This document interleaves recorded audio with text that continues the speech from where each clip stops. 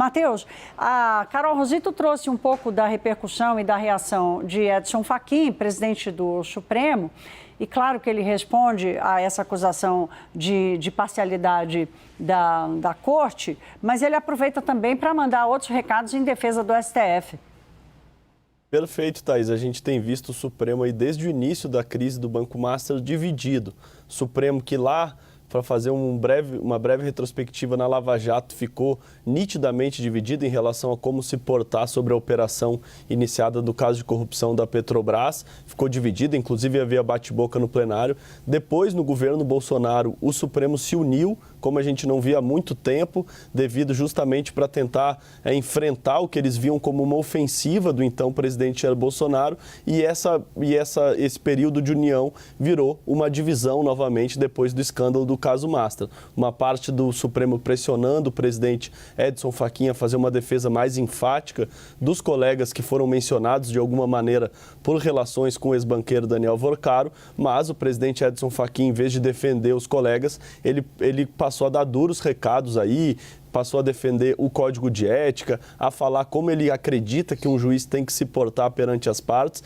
e isso dividiu o Supremo, que vive uma cisânia muito forte. E agora o presidente Edson Fachin, na tentativa de unir novamente o tribunal, tem usado esses casos, que foram reveses, derrotas duras e importantes que o Supremo sofreu nas últimas semanas. Primeiro, a notificação por e-mail do ministro Alexandre de Moraes, que, portanto, destravou o processo de Big Techs, de empresas contra a atuação do ministro aqui no Brasil, sob a alegação de que acaba impactando empresas sediadas nos Estados Unidos, e agora essa situação da extradição de Carla Zambelli, com um duro acórdão do tribunal italiano que fala em parcialidade do ministro Alexandre de Moraes. Nos dois casos, o ministro agiu rápido e não só está sendo interpretada ali dentro como uma tentativa de uma defesa institucional do Supremo, mas também como um gesto a essa outra ala do Supremo que tem criticado a gestão dele, fundamentalmente os ministros Gilmar Mendes,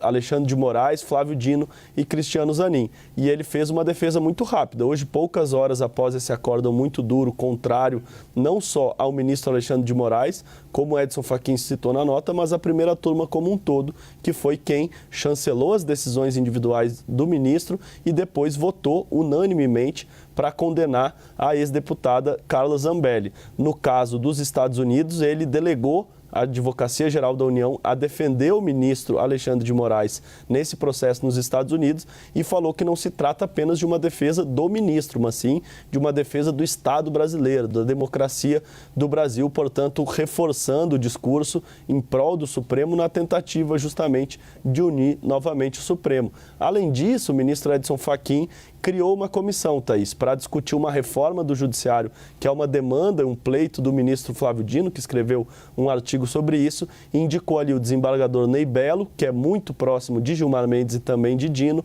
e também José Levi, que foi secretário-geral de Alexandre de Moraes no TSE. E, portanto, com essa comissão ele também faz um gesto nessa tentativa de superar a divisão interna e, novamente, ter um Supremo Tribunal sob sua gestão, unido e sem brigas dentro da Corte. Thaís. Obrigada, Matheus. É o ministro Edson Fachin tentando colar os cacos, né, do STF.